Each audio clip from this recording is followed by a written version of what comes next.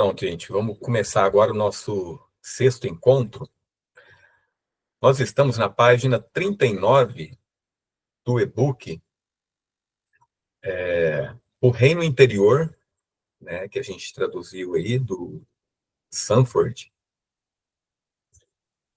Bem, no último encontro, né, nós paramos no parágrafo onde falava o seguinte, né, esse que a gente está vendo aí na tela. A natureza espiritual do reino de Deus é vista refletida no papel do reino de Deus como adversário do mal. Assim como há um reino de Deus, há também um reino do mal. Então, eu até parei um pouco antes da gente adentrar essa parte, para a gente abordá-la inteira, né, num vídeo, né, para não ficar um negócio fragmentado, né? Parte num vídeo, parte hoje, né? Então vamos lá, vamos continuar. É por isso que as obras de cura são tão importantes no Novo Testamento. A doença física ou mental era considerada por Jesus como alienação de Deus, uma condição maligna a ser superada. Era inevitável que onde o reino fosse pregado e a fé do povo permitisse, obras de cura seriam realizadas. Aí eu destaquei aqui, né? A fórmula usual de Jesus após curar alguém era a declaração: tua fé te salvou. Essa integridade é da essência do reino. E onde o reino se manifesta em um ser humano, a integridade é estabelecida. Aqui ele está falando de integridade, né, no sentido corporal e no sentido psíquico também, né, psicológico, emocional, né? A pessoa, quando ela se curava, conforme aquilo que a gente lê na Bíblia, né, ela se tornava íntegra, quer dizer, inteira, não mutilada, na parte física e também na parte espiritual e emocional, né? E Jesus declarava, né, a tua fé te salvou. É interessante, né, que ele não enfatizava que ele havia curado. Em hora nenhuma, né, a gente vê. É claro, as pessoas falam, o Senhor me salvou, né, Jesus me salvou e tal. Ele não comentava a respeito, ele não afirmava. As pessoas que afirmavam isso. Ele sempre dizia, né, a tua fé te salvou. Outra coisa interessante é que uma vez se dirigiram a ele, né, falando, né, bom mestre. E aí ele pegou, corrigiu a pessoa, né? Bom mestre, não há outro bom senão Deus, né? Então ele tirava tudo aquilo que exaltava o ego dele, né? Jesus retirava. De modo que a gente vê uma uma espécie de modelo de como a pessoa ela pode estar em sintonia com o transcendente, com o divino. É ela esvaziando o próprio ego. Na medida que a pessoa esvazia o ego, aí Deus pode entrar.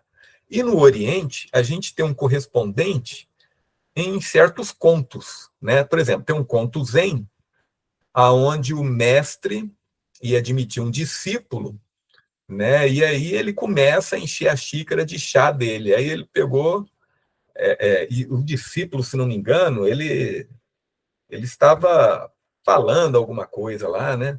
Aí o mestre foi, transbordou o chá, aí o discípulo viu que não, mestre, está transbordando, não sei o quê, e o mestre queria deixar uma lição para ele de que se a xícara está transbordante, né, se a pessoa está cheia de conhecimento, não há como se ensinar alguma coisa, não há como se aprender, né?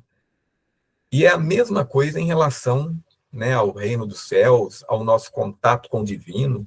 Se nós estamos cheios, nosso ego está transbordando, está inflado, né? Não é um vaso vazio, né? Não tem como o divino entrar, né? E aí a pessoa se tornar íntegra, né?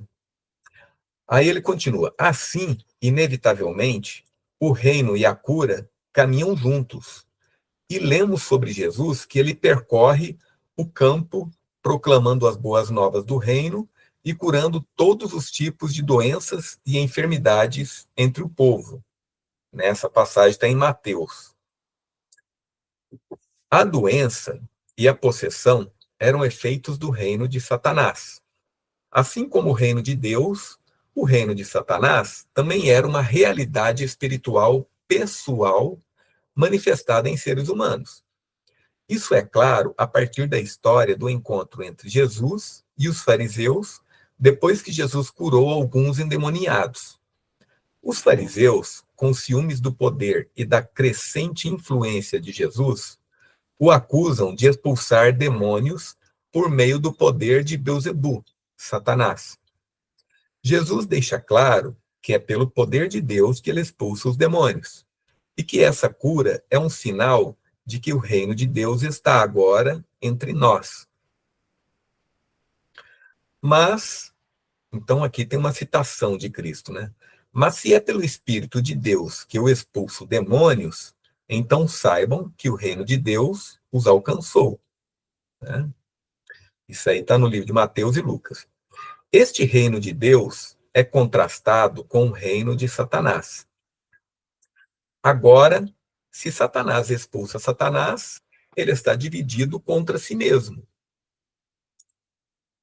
Tem alguém. Ah, tá. Então, se Satanás expulsa Satanás, ele está dividido contra si mesmo. Claramente, o reino de Satanás é uma realidade espiritual presente, manifestada nas doenças e possessões que Jesus curou. Da mesma forma, o reino dos céus é uma realidade espiritual presente. Além disso, o reino de Satanás não está dividido contra si mesmo. Mais tarde, examinaremos mais de perto a origem e natureza do mal no pensamento de Jesus. Agora, é o suficiente notar que, para Jesus, não há dúvida de que o reino de Satanás não está dividido contra si mesmo. O mal é único em sua intenção, e essa intenção é destruir a integridade, quer dizer, é tornar a pessoa dividida, né? Tanto que eu acho que num vídeo lá atrás, né, eu já deixei claro isso, a diferença entre as palavras símbolo e diabo. Ambas as palavras derivam, têm quase a mesma raiz, né? Sim quer dizer junto, né? Balos, né? Quer dizer jogar, lançar, né? Então, sim, junto, jogar, símbolo, né? Quer dizer jogar junto. E diá, né? Quer dizer separar, né? Dividir. E balos quer dizer jogar, lançar. Então, lançar dividindo, ou dividir ao lançar, né? Ao derramar, ao lançar, ao jogar. Então, a gente vê que diabo, a palavra diabo está relacionada à divisão, né? A dividir, causar dissensão, conflito. E a palavra símbolo é o contrário. E é interessante como os símbolos, eles remetem à união. Por exemplo, nós estamos o tempo todo aqui na leitura desse livro, e Jesus também, quando ele faz referência a parábolas, ele está contando ou está empregando símbolos, ele está usando a linguagem simbólica, que é a linguagem espiritual, uma linguagem espiritual, psicológica, emocional. A gente sabe o quanto, por exemplo, os poemas, as poesias estão carregadas de símbolos, né? E quando você lê uma poesia, você não entende intelectualmente, você entende com sentimento. E você sai dela, dependendo da poesia, assim, né? Você sai com aquele sentimento de harmonia, né? Mas vamos continuando aqui. Pessoal, lembro que vocês podem participar a qualquer momento, tá? Comentar, perguntar ou discordar também, que o objetivo é a gente chegar junto, né? É a gente estar junto. Bem, outra aí chegou. Então, vamos continuar lá. Então, o mal, continuando aqui no parágrafo que eu destaquei, né? O mal é a anti-integridade e, portanto, oposto ao reino de Deus. Enquanto os seres humanos estiverem internamente em conflito, divididos dentro de si mesmos, vítimas de sua própria oposição interna, são presa fácil para o mal. Pessoal, só uma dúvida. Tá todo mundo online aí? Porque parece que entrou. Tá todo mundo aí, né? Uhum. Ah, tá. Bem, vamos lá. Eu peço que a pessoa que entrou aí desligue o microfone, por favor.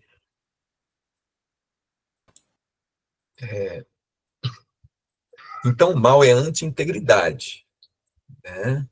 As pessoas, né, enquanto possuídas pelo mal, estão divididas dentro de si, né? Ocorre uma oposição interna.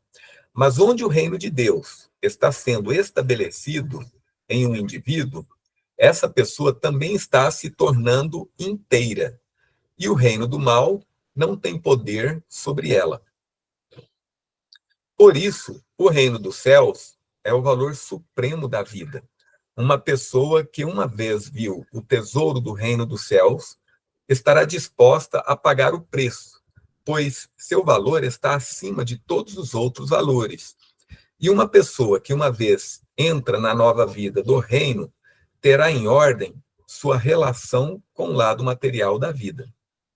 Assim, Jesus declara: busquem, pois, em primeiro lugar o reino de Deus e a sua justiça, e todas essas coisas serão acrescentadas a vocês. Isso aí está em Mateus e Lucas, né? Aí ele continua: nem mesmo as alegrias da vida familiar podem se comparar em valor ao reino. Não há ninguém que tenha deixado casa, esposa, irmãos, pais ou filhos por causa do reino de Deus, que não receba muitas vezes mais no tempo presente e no mundo por vir a vida eterna. Isso nos leva ao último paradoxo do reino que apresentaremos neste capítulo. O reino de Deus é uma realidade presente, experimentável nesta vida. E como vimos, uma experiência psicológica que exige do indivíduo uma nova consciência moral, um comprometimento com um caminho interior, uma autoconfrontação e uma priorização de valores internos versus valores externos, né? Então, olha só, né, essa parte aí que está destacada, né?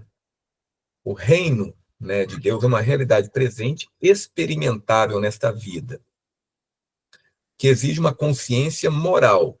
Mas aí está falando, né, gente, como eu já expliquei, consciência moral não é a consciência de moral, que aquela moral que vem de regulamentos, de regras, não é isso.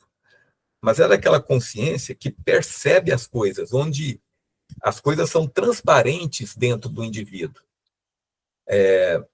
Até Jung uma vez falou, né, que certas pessoas elas não têm as paredes dentro dela, na mente dela, no inconsciente, são transparentes.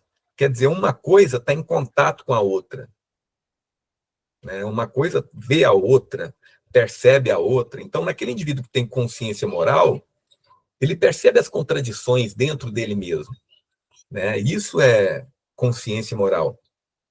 Então, a pessoa tem um comprometimento com o caminho interior, uma autoconfrontação. A pessoa, o tempo todo, ela está se confrontando. Se surge alguma dúvida, a pessoa, às vezes, ela toma consciência de algo sombrio dentro de si.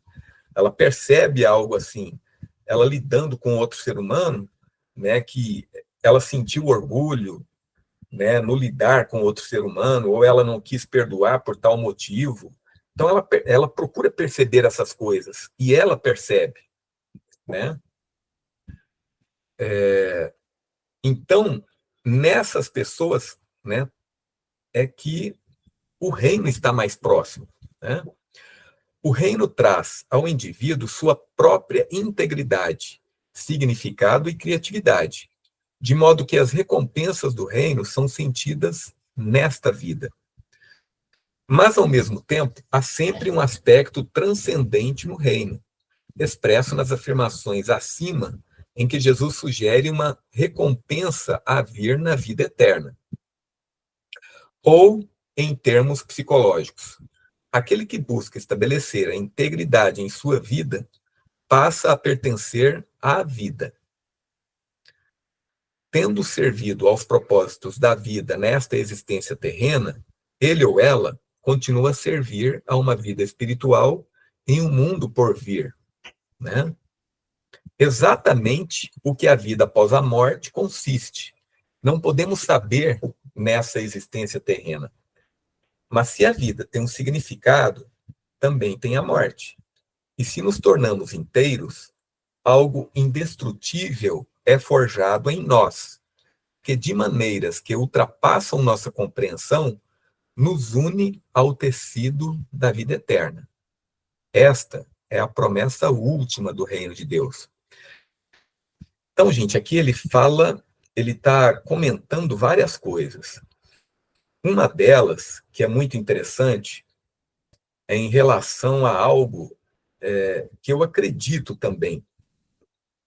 É que se fala muito na Bíblia, entre os evangélicos, né, entre os católicos, no cristianismo em geral, num reino dos céus futuro, né? No entanto, tudo aquilo que Jesus fala leva a crer que a condição que a pessoa alcança nesta vida, uma vez que ela morra, é como se essa condição fosse continuar do outro lado como um reino, né, dos céus. Eu já discuti, já falei com vocês aí como a alma representa estados de espírito, estados emocionais, como lugares, né? Então, se a pessoa ela se torna uma pessoa íntegra aqui agora, hoje, nesta vida, ela se torna íntegra, quer dizer, a personalidade dela não é dividida, né? Ela se confrontou os aspectos de si mesma a tal ponto que é como se fosse uma pedra, uma rocha, né, inteira, né, aquela pedra íntegra, né, aquela rocha íntegra, dura. É como se a personalidade dela fosse inteira, dura, coesa, não fosse fragmentada. E dessa forma, ela alcançasse então o reino de Deus aqui, né, esse estado de espírito, que aí uma vez ela morrendo, a alma dela transfiguraria esse estado de espírito em um lugar, né? Então isso eu acho interessante, é quase uma intuição, né? Por aquilo que eu sei de sonhos, de visões, de imaginação. Então, assim, o que eu posso dizer para vocês é que tudo leva a crer que é dessa forma, né? Então, e outra coisa que ele toca aqui, né? Se a vida tem um significado, também tem a morte. Se nos tornamos inteiros, algo indestrutível é forjado em nós, que de maneiras que ultrapassam nossa compreensão, nos une ao tecido da vida eterna. Porque imagina, se você se torna coeso, né, tão unido dentro de si, é como se a vida em você se tornasse eterna, né? E é isso que Jesus faz no tempo dele ali, né, no tempo que ele está aqui na Terra. Ele torna as pessoas íntegras, ele as cura, né? E fala que foi a fé delas que salvou, né? Então, ele as torna íntegras, e com isso, elas podem alcançar o reino dos céus, o reino de Deus, né? Então, aqui, continuando, né? O reino de Deus é uma realidade espiritual, vivenciada pessoalmente pelo indivíduo, capaz de descrição psicológica. Agora, resta discutir mais detalhadamente o que significa entrar no reino e quais são os benefícios de seu poder criativo. E isso aí nós vamos ver no próximo capítulo, né?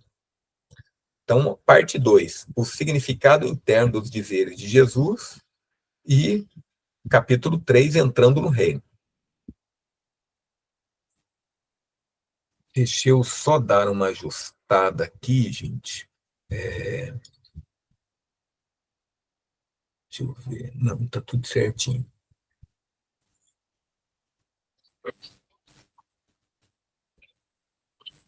Então, iniciando. Já vimos que o reino está dentro de todos nós. No entanto, paradoxalmente, apenas alguns entre a multidão encontrarão o caminho para o reino. Muitos passarão sem perceber sua realidade, e até mesmo alguns que foram expressamente convidados a entrar não aceitarão o convite de Deus. Assim, Jesus declara: porque muitos são chamados, mas poucos escolhidos. Aqueles que entram no reino são aqueles que conheceram a realidade do mundo interior e responderam às suas demandas por consciência. Porque o nosso mundo interior, ele faz demandas de nós o tempo todo, né? O inconsciente mexe com a gente, né?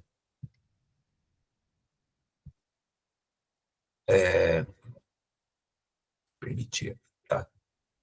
Então, o tempo todo, o inconsciente mexe com a gente, ele manda mensagens, né? Manda sonhos. Nós temos conflitos em que o inconsciente está ali, né? Nos está instigando, existem projeções, então o tempo todo, né? O nosso interior demanda de nós por mais consciência. Isso deve ser, sempre ser um ato individual de reconhecimento. Não pode ser realizado enquanto estivermos identificados com o grupo. Quer dizer, esse crescimento, esse confronto é algo interno do indivíduo, né? Se a pessoa ela se identificar com o grupo, com uma instituição, dificilmente ela vai crescer, né? Então ela vai estar envolvida com aqueles que estão na instituição, vai estar envolvida a tal ponto que ela vai apontar: ah, você está vestida de tal forma, e fica julgando as pessoas. Ela não volta para dentro de forma a julgar a si mesma, né? Dessa forma que ele está falando, né? A pessoa que é identificada com o grupo, ela o tempo todo ela procura julgar os outros, né? Os outros incomodam ela. Ela não sente que é o inconsciente que está incomodando ela, que tem algo dentro dela que incomoda, que aquilo que ela julga no outro, ela julga em si mesma, né? Ela julga em si mesma e fica desconfortável com aquilo. Ela não percebe que aquilo que ela julga no outro, que isso está em si mesma, né? Ela fica infantil, nesse estado infantil.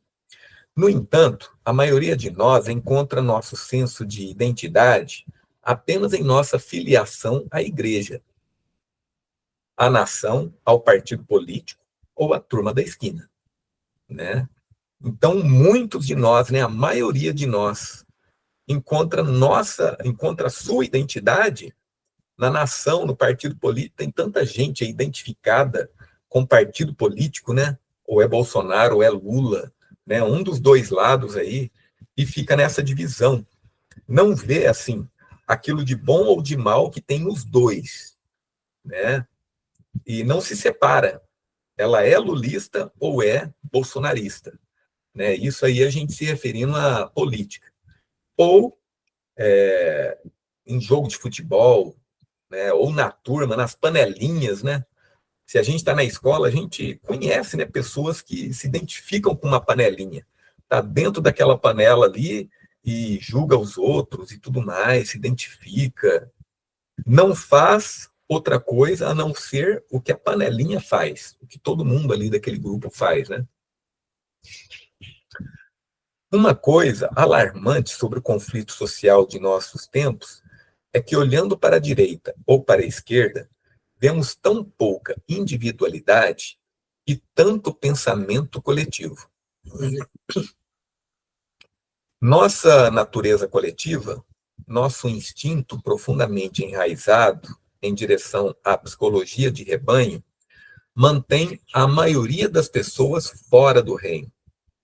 As pessoas odeiam e temem a individualidade, com suas demandas por liberdade e consciência, e assim rejeitam o reino de Deus. Ao fazer isso, rejeitam o mundo interior, pois o reconhecimento de um mundo interior destrói aquela identificação com o grupo, que nos protege das exigências de nos tornarmos indivíduos. Né? Quando nós começamos a identificar esse mundo interior, né, o inconsciente, o papel do inconsciente nas nossas vidas, esses nomes e conceitos, né, que a gente apresenta aqui, né, para vocês, a pessoa ela se volta muito mais para dentro, para esse mundo interior, né? E aí ela procura deixar à parte o mundo externo, né? Ela se volta para o mundo interno e ela faz parte do mundo externo, mas ela não se identifica mais com aquilo, né? Ela percebe que o crescimento é interno, né? E principalmente o crescimento para o reino dos céus, né? Em contraste, a entrada no reino requer a desidentificação, né, com o grupo.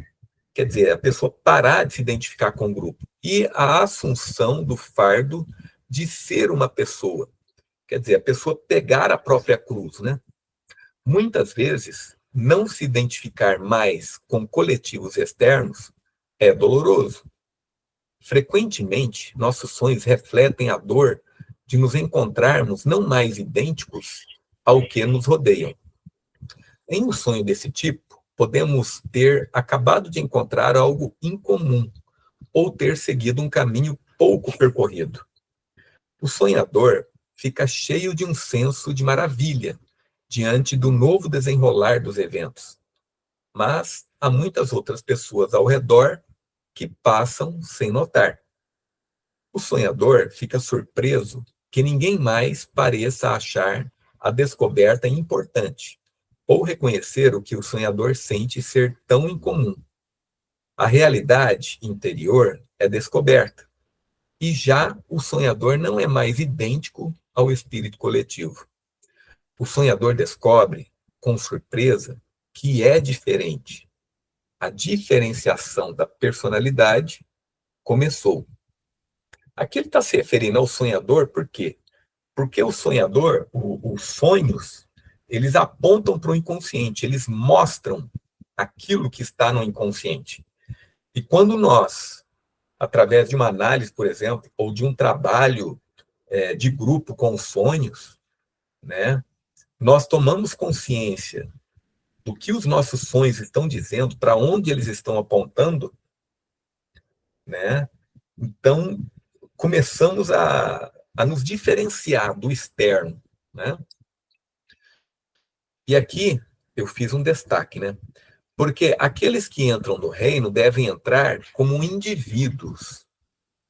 O caminho para o reino nunca é o caminho de menor resistência, quer dizer, um caminho fácil, a porta larga, né? Mas um caminho estreito, difícil e sinuoso que nos obriga a ir contra a natureza. A gente sabe, por exemplo, que a água ela percorre o caminho mais fácil, é o caminho da descida. A água sempre faz esse percurso, né? Se a gente derramar a água no chão, para onde ela vai, é o caminho de menos resistência dela. E a nossa natureza, infelizmente, inconsciente, é essa. Se a gente está inconsciente, a gente vai pelo caminho mais fácil, né? Mas se a gente toma consciência, né, a gente ele está falando assim, ir contra a natureza nesse sentido.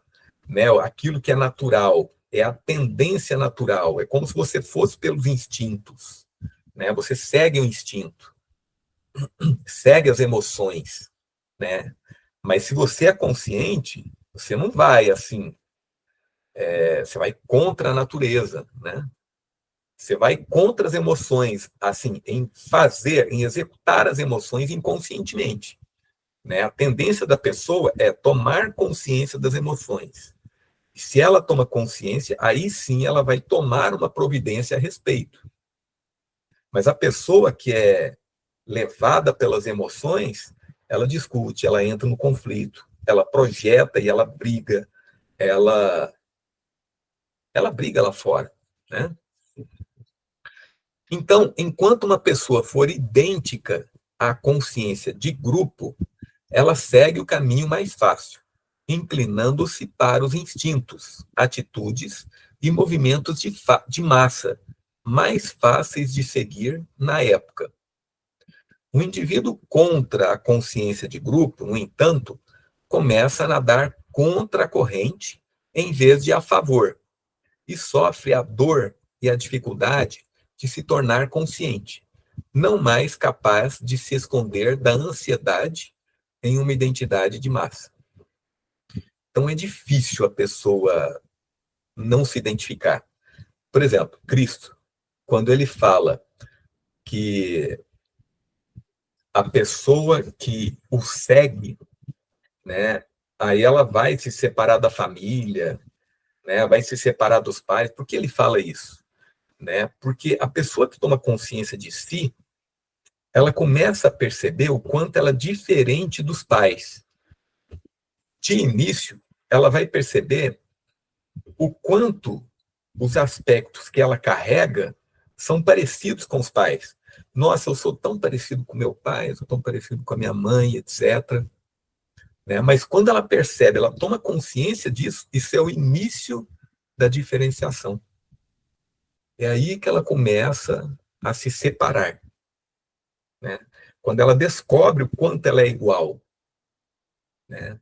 É aí que ela vai se separar, porque ela vai perceber, opa, eu sou um indivíduo, né? Eu sou uma pessoa diferente, eu sou igual, eu estou percebendo que eu sou igual, mas nesse ato dela perceber isso, ela já se tornou diferente, porque ela tomou consciência.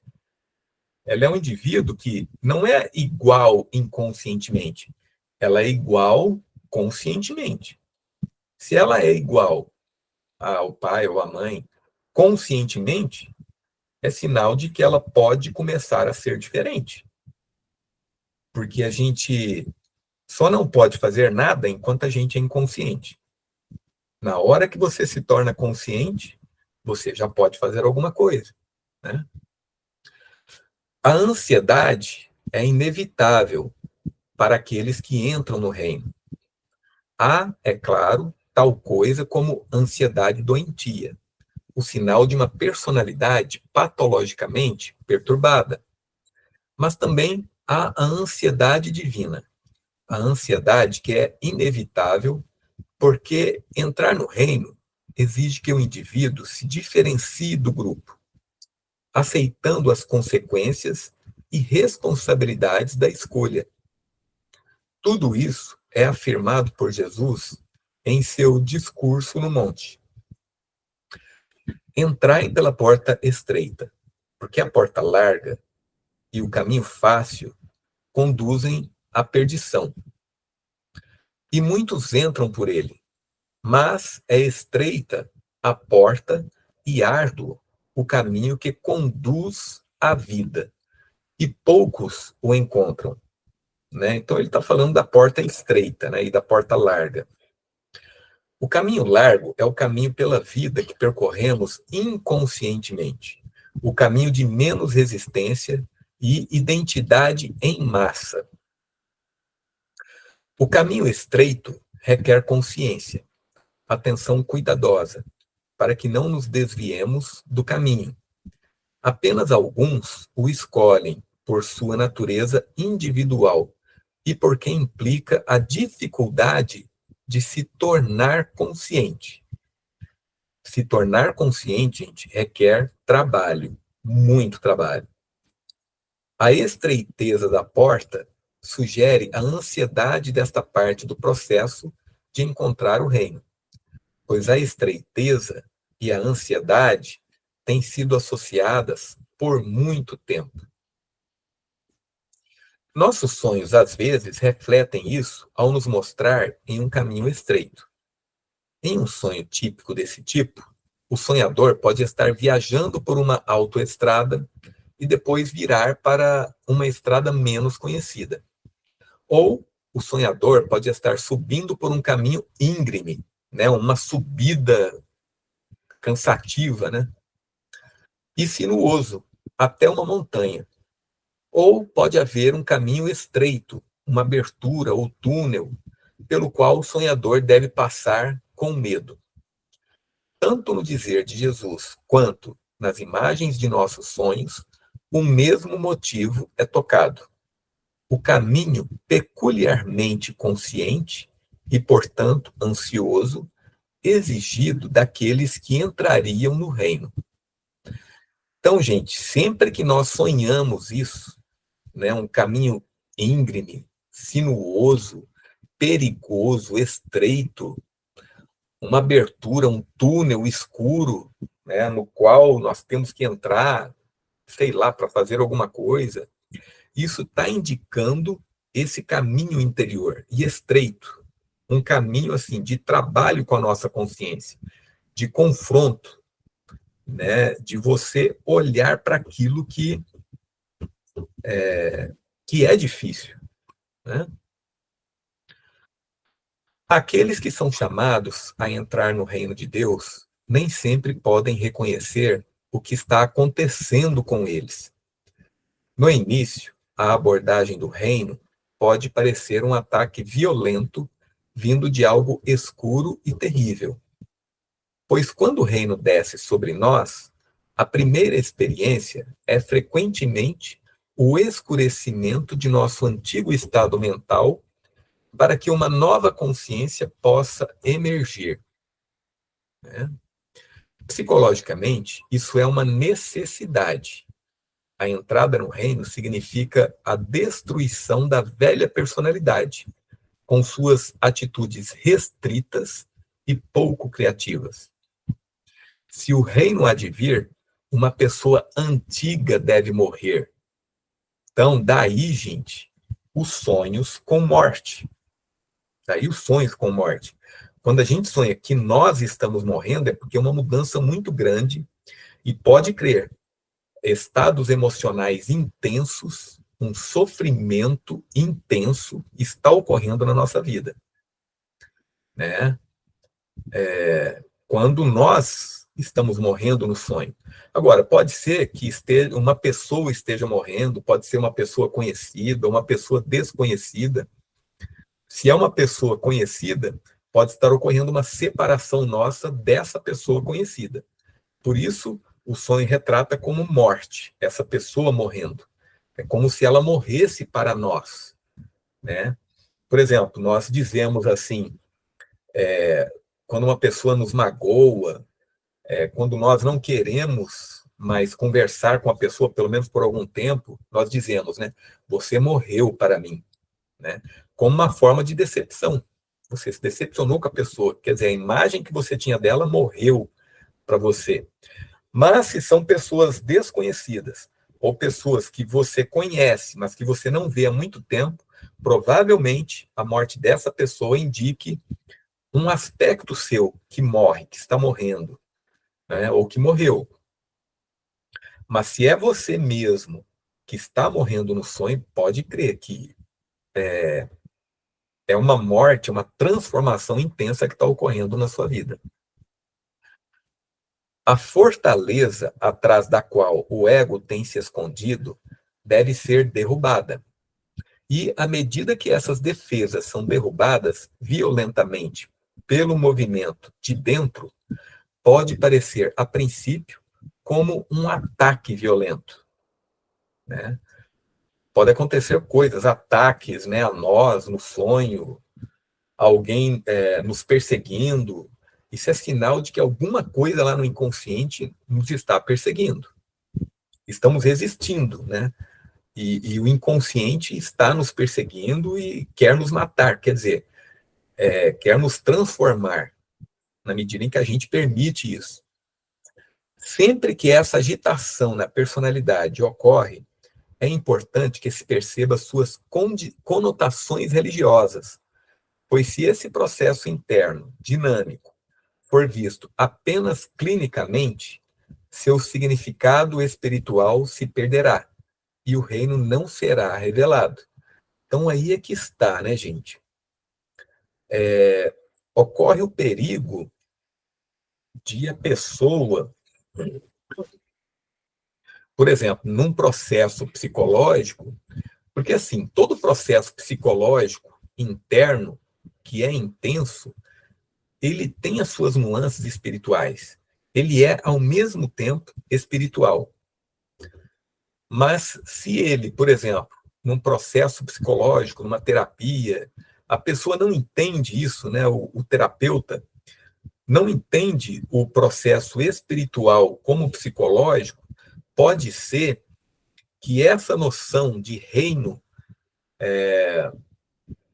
esse estado espiritual, né, de reino de Deus ou vida eterna, isso pode ser perdido, né? Isso fique de modo restrito na vida da pessoa, né? E ela acaba perdendo. Por quê? Porque a terapia provavelmente não está sendo conduzida de maneira a abarcar o símbolo, né? A linguagem simbólica. E aí realmente pode se perder. Que é o caso, por exemplo, de certas terapias redutivas, né? Por exemplo, que podem levar para o lado sexual ou analisar apenas o lado infantil da pessoa, né? Mas não vê o lado mais construtivo e espiritual da vida, né? Então a pessoa ela fica restrita àquilo. Ela sai da terapia, ela sai aliviada, mas sabe, não tem uma criação. Ela não se sente criativa ao deixar a terapia, né? Se é que ela deixa, né? Nesse sentido. Deixa eu só ver um negócio aqui. Então, por isso, né, que é a porta estreita, né? Porque envolve a morte da pessoa como ela é, né? A natureza violenta da entrada no reino reflete-se em muitos dos ditos de Jesus e é a explicação adequada para a observação aparentemente enigmática de Jesus. Desde os dias de João Batista até agora, o reino dos céus é tomado à força e os violentos o conquistam. Assim como na declaração: quem achar a sua vida, perdê-la-á, e quem perder a sua vida, por amor de mim, há de achá-la. E aí vem, né? A lei era uma proteção contra uma experiência direta do reino de Deus. Ao cumprir a lei, as pessoas esperavam alcançar sua relação adequada com Deus, sem ter que se relacionar com o mundo interior. Então, e era isso que Jesus apontava nos fariseus. A pessoa fica envolvida com as leis, com as regras, em seguir os costumes ou em seguir a doutrina, e não entra em contato com o interno, né, com aquilo que importa. Ela não confronta a si mesma, ela julga o externo. Se a pessoa vai para a lei, para o cumprimento da lei, fatalmente ela vai julgar as pessoas que não cumprem a lei, né? E era isso que os fariseus no tempo de Jesus faziam muito. Mas era, como Nicolas Berdyaev disse em O Significado do Ato Criativo, uma ética de obediência, não de criatividade. E a partir daqui, o Sanford vai falar muito disso aqui: ética de obediência e ética de criatividade. E acho é uma coisa assim inovadora, uma compreensão inovadora que o Sanford começa aqui, gente, né? O reino, no entanto, é dinamicamente criativo. E a ética do reino é uma ética criativa baseada em consciência e amor, não no legalismo, né? Quer dizer, no legal, na lei, né?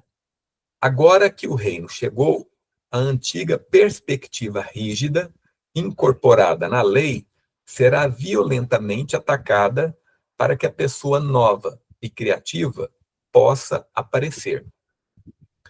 Então, assim, gente, fatalmente, né, a pessoa que se liga apenas na lei, ela acha assim que se ela seguir a lei, nossa, eu tô salvo. E não é dessa forma. Porque é muito fácil, né, apenas seguir a lei, sem a pessoa confrontar a si mesma, sem ter contato com aquilo que está inconsciente. E aí ele continua. Assim aconteceu com Marianne, que é uma paciente. Ela era uma mulher sinceramente religiosa, mas sua orientação religiosa havia sido formal e externa por anos, equivalendo a uma ética de obediência aos requisitos morais e a identificação com as atitudes coletivas predominantes de sua igreja, resultando na perda de sua personalidade criativa. Essa identificação também havia servido como uma proteção contra ter que enfrentar muitos sentimentos dolorosos que surgiram de decepções passadas na vida e no amor. O resultado foi uma personalidade externamente agradável, mas uma separação de sua própria criatividade, bem como de sua própria dor. Finalmente, a represa se rompeu e os elementos reprimidos do inconsciente conseguiram desorientar completamente sua vida exterior. Então, aqui ele conta brevemente, né, a análise, né, dessa paciente Marianne, que ela procurava se proteger internamente, proteger dos sentimentos, né, decepções que ela havia passado, né, por meio de seguir regras, seguir leis, né? No início dessa experiência, ela teve um sonho em que estava em um navio em uma tempestade violenta, segurando-se a uma haste fina que fazia parte da superestrutura do navio. Então, ela perdeu o controle e caiu rolando no mar turbulento. Aqui estava seu dilema. Ela tinha perdido o controle, ou seja, sua compreensão consciente das coisas, e tinha caído nas águas violentamente perturbadas do inconsciente. Quer dizer, ela estava no navio que navegava no inconsciente. O navio, gente, é uma representação da nossa parte consciente. Tudo aquilo que os recursos que nós temos para nós levarmos a vida, né? Nós temos o leme para dar a direção do navio, para nós irmos para onde nós queremos. Temos o casco do navio que nos protege das águas do inconsciente, né? Então, o navio é como se fosse a nossa atitude consciente, nossas crenças, aquilo que nós conhecemos de nós mesmos, né? E aqui ele continua. Aqui, né, quando perde o controle, né, e ela cai na água, né, aqui ela teria que se afogar ou aprender a nadar nessas águas de conflito e criatividade. Na subsequente ruptura de sua vida, com ansiedade e depressão intensas, havia o perigo de que as possibilidades criativas na situação pudessem ser perdidas. Visto apenas de uma perspectiva clínica, o quadro era sombrio. Felizmente, ela conseguiu ver o significado de sua experiência e perceber que era precisamente em sua escuridão e confusão que Deus estava agindo. Ela percebeu a verdade da afirmação: uma alma aflita está próxima de Deus. O significado dos eventos que estavam ocorrendo dentro dela ficou claro, e ao agarrar esse fio de significado, ela pôde ver os elementos criativos em meio à sua violenta agitação e mover-se da doença para a saúde, da obediência para a criatividade.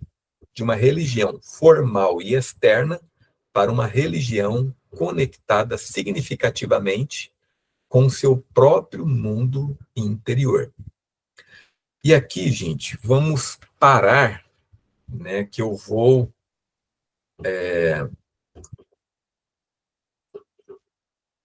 ver aqui. Gente, o tempo todo nós, né, vocês estão aqui, deixa eu ver se alguém colocou alguma coisa aqui no chat. Não. Pessoal, vocês têm alguma coisa a dizer aí? Deixa eu cancelar aqui a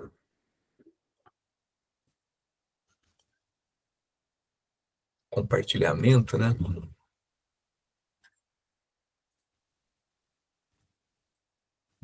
Tá querendo cancelar. Deixa eu ver aqui. Pessoal, vocês têm alguma coisa aí a comentar? Fala aí, Marcelo. Ô, pessoal, boa noite. Charles, trazer uma linguagem mais assim, vamos dizer, teológica do que o Jung propõe aí no estudo, como você falou, a parte moral do Jung, trazendo na teologia, seria a fé. A parte moral. Digamos assim, que a fé faz parte dessa parte moral. Eu diria, porque a fé é o conhecimento daquilo que é uma convicção daquilo que a pessoa não vê, né? Com os olhos da carne, que ela não percebe, né? Em Hebreus está escrito que, está até aberto aqui, a fé é a certeza de coisas que esperam e a convicção de fatos que não se vê. Sim, sim. Então a fé é o que te abre para ouvir inconsciente, ou no caso mais junguiano, o self, né? Você não consegue ver o self inteiro, então você tem que ter fé, não tem jeito. interessante que nessa parte de fé, se você prestar atenção nas palavras de Cristo, ele fala que não importa o tamanho da fé. Ele ainda cita o tamanho da fé de um tamanho de um grão de mostarda. Seria suficiente para você transladar um monte. Mas é interessante que tem passagem que ele ensina que a base da fé é a honestidade e a confissão da impotência. E tem um exemplo na transfiguração. Ao descer da transfiguração, eles deparam com um menino lunático e o pai do menino ele pede para Cristo expulsar o demônio que incomodava o menino. E Cristo fala para o pai, se ele tiver fé, ele vai alcançar. Mas o pai do menino ele fala, Senhor, eu creio, mas perdoa a minha incredulidade. Porque ele confessa a impotência dele de crer no tamanho milagre com o filho. Então, Cristo aceita aquela incredulidade, que seria uma fé menor que um grão de montanha, de mostarda, e expulsa aquele demônio. Então, isso que é interessante, não é o tamanho da fé, é ter a fé. E a base está na sua honestidade, na sua verdade consciente. Exato. E na sua confissão de impotência. Sim. É desse modo que parece que a fé ela está estreitamente ligada à consciência moral, né? Certo. Aí você diz tudo, Marcelo. Não, imagina. Eu acho Não, que, tá certo. colocando a reflexão, né, não é que a fé é igual à moral, mas você precisa da fé para chegar nessa moral. Seria algo assim, quando na minha cabeça ficou bem assim, né? Ela é um instrumento, né, para chegar nessa consciência moral. É como se a fé fosse uma espécie, isso aí que você falou, né? Essa honestidade, essa transparência, né? Talvez poderíamos falar que, de repente, a forma genuína com que a pessoa acredita, talvez, nas coisas, que seria a fé, Sim, né? exato. Talvez. É como se fosse uma rendição, né? Como se a pessoa ela percebesse, fosse uma percepção ingênua da realidade, né? Ela percebe assim aquilo, né? E aí, com base nessa percepção, ela pode fazer milagres, né? A gente vê, por exemplo, Cristo, né? É como se ele tivesse uma consciência tão aguda que até os demônios, né, nos endemoniados lá, eles já sabiam com quem estava lidando, né? Então, Ô, assim, Charles, nesse exemplo, eu acredito que o pai do menino, por ele confessar sua impotência de não acreditar numa cura e já em seguida ter a cura, ele tem uma transformação aí, nesse momento, que vai ser um marco na vida daquele homem. Não tem mais informação desse homem. Mas eu tenho certeza que, como pessoa, conscientemente, ele não vai ser o mesmo. Não foi o mesmo. sim, sim, sim. Porque E ele começa Quando ele assume, ele integra, né? Isso, exato. Ele começa numa impotência. É isso que é a pegada. É isso que é interessante perceber. ele se rende, né, Marcelo? Isso. Quando ele confessa essa impotência dele, ele confessa que ele não crê assim, é como se ele estivesse se rendendo. E é aí que a fé entra. Aí a moral que Jung propõe, ele integra nele, através da Sim, consciência. exato. Bem, Legal. gente, vamos lá, vamos parar por hoje, então. Eu agradeço a participação de vocês.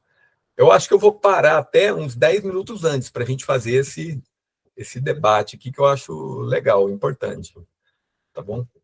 Bem, vamos lá. E vamos participar no grupo lá, tá, gente? Qualquer coisa, vocês quiserem acrescentar, estamos lá. Até mais. Ótima noite aí. E feliz festas. Valeu. Valeu, gente. Boas festas para todos Obrigada, também. Cláudia. Obrigada. Boas festas aí. Tchau. Obrigada, boa noite. Me desculpem pelo atraso, tá? Sim, sim.